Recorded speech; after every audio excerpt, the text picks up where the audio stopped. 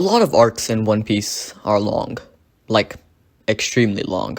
But one arc in particular managed to do so much while being short when compared to most other One Piece arcs. And that arc, of course, was none other than Long Ring Long Land. The arc that made all of us want to curl up in a ball and break down into tears. Or was that just me? I don't know. Maybe I just have depression. So anyways, back to Sabaody Archipelago. I think that's the first time I've ever pronounced that word right. The most important thing this arc did was introduce us to a shit ton of characters. Though most people only remember the worst generation, Rayleigh and Kizaru, as being introduced, people forgot that Celestial Dragons, the PX machines, and that one dude were also introduced in this arc. Even Kuma was also brought back after his appearance at the end of Thriller Bark. This short arc has managed to stay relevant for so long because every arc after it has had at least one of these characters relevant to the arc.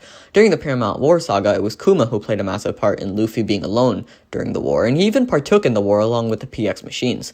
In Fishman Island, it was Celestial Dragons, and for the rest of the Yonko saga, it was the worst generation. In retrospect, this arc may single-handedly be one of the most influential arcs in all of One Piece. It showed us so many new characters that will be relevant to the ending of One Piece, and are most definitely relevant to present-day One Piece.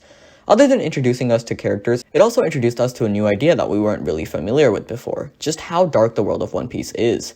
While we already knew that pirates could be extreme asshats and do really messed up shit, we never knew just how bad the world government itself was. Seeing the cruel and horrible ways the Celestial Dragons treated other humans truly gave us a glimpse of how messed up the world is. Watching the world government scramble to defend the most bigoted people and piece of shit group in the world was... well, it wasn't the best PR look. I really hope whoever was in charge of that department got fired. Speaking of getting fired, though, let's talk about the Straw Hats in this arc. Get it? Because fired isn't like shooting fire, like bullets. No? Okay. Watching the Straw Hats be split up by Kuma to me truly cemented this arc as a top-tier arc, because it did something that has never been done before. While previous arcs have had heartbreaking moments, the crew had always stuck together. We always saw them together, overcoming any challenges that came their way. However, for the first time ever, we can no longer rely on the group being together. I think what made this moment even more heartbreaking was Luffy. Luffy's usually relaxed and chill. He never backs down from any opponent and has always ran in head first. However, seeing him tell his crew to run rather than to fight for the first time truly showed how hopeless the situation was. And afterwards, seeing him cry and seeing him blame himself for everything he had done just actually broke our hearts. This was one of, if not the saddest moments in the entire history of One Piece. So anyways, let's talk about the fights. Yeah, I'm not the best at reading the room. How could you tell? This arc was one of the most action-packed arcs in the history of One Piece. Partly due to its length, it felt like most of it was constant fighting and action, and holy shit was it good action. Some of the best fight scenes in the show came from this one arc. The Worst Generation versus Kizaru, Kid, Law, and Luffy fighting the Marines, Rayleigh versus Kizaru, all of it was so good. Fighting in One Piece is usually really entertaining, there are exceptions, but this arc wasn't one. Sabaody was filled with action scenes that made you scream out of excitement, which I only do when Zoro takes off his shirt, so... well, it's impressive. Moving on from fighting, let's talk about the fighters. That was such a shit transition. Rayleigh to me was another reason this arc was so good. Anytime the Roger Pirates are even remotely mentioned, I always get super excited, but seeing the first mate of the Roger Pirates not only be alive, but taking a liking to Luffy, now that was hype as fuck. Interactions with Rayleigh in just this one arc gave us some of the best moments in all of One Piece. For example, Luffy telling Usopp to have a spoiler tag was truly inspirational. Manga readers, take notes. Watching Rayleigh see Roger and Luffy and hearing about Shanks' thought process about giving Luffy the hat was all so cool, and I think it was just badass how he knew everything. It only hyped us up more for the eventual reveal of the One Piece and the true history of the world. Rayleigh also did another thing though. He showed us just how strong the crew will have to be. By fighting Kizaru, Rayleigh showed us just how strong the crew had to become to have a chance at becoming the crew of the Pirate King. Also, Rayleigh was just badass. I mean, his hobby of willingly joining human trafficking for the thrill of it was... well, it's concerning, but it's badass. In retrospect, mostly just concerning though. Bro, you alright? Speaking of hype moments though, Sabaody Archipelago had by far one of the hypest moments in the entire show, Luffy punching the shit out of Celestial Dragon. To me, this moment is perfection. Seeing Charlo shoot Hachin and watching how Oda masterfully made us hate this character through the slave trade and his general assholery and dickery was also great writing. All of this hatred culminated in Luffy delivering the most satisfying punch in the history of ever. It was more than just Luffy's hatred bubbling though, it was our hatred being relieved through this punch.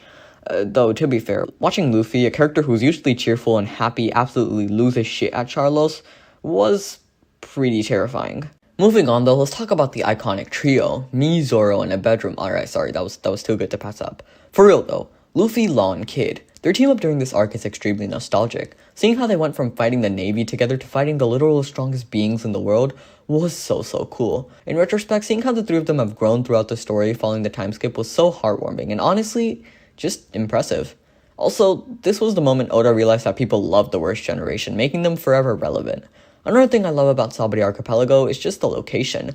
All of the world building surrounding this arc was top tier. The Red Line, for example, was so unique, and to see a wall separate the halves of the Grand Line was so cool. Seeing how Oda symbolized the journey getting harder with the wall was just insane writing, and I do think the idea of a wall going around the world is cool as shit.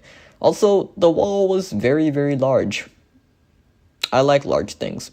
The actual archipelago itself was also insanely cool. I can't explain it, but the island is just so pretty to me. The green groves of trees and the tons of nature was so unique to me, especially since I don't usually see trees in real life. But for real, the bright colors of the trees and bubbles made this island stand out compared to the dull thriller bark we had just departed from. While I also don't know anything about color or art, I do think it was super unique that the island was so vibrant. Even the architecture was unique, and I loved the amusement park. The island's geography was just so beautiful, and another thing Oda did well with his world building was show how it was related to other government islands. The government's presence on the island was very real and present, and seeing how it was so close to Marine headquarters helped us better understand the world. Honestly, all of the world building around this arc was just so good. Finally, this arc gave more motivation for the Straw Hats to improve themselves during the 2-year time skip. The back-to-back blow of not being able to fight Kuma and then losing Ace just showed the crew they needed to be stronger. They finally met a wall they had to climb. Not literally, because they couldn't climb the Red Line because it's kind of tough. You know what? I don't know why I bring this up. Overall, though, this arc is great. In only 23 chapters, it managed to do so much. It was so action-packed as well, and just straight up funny at times.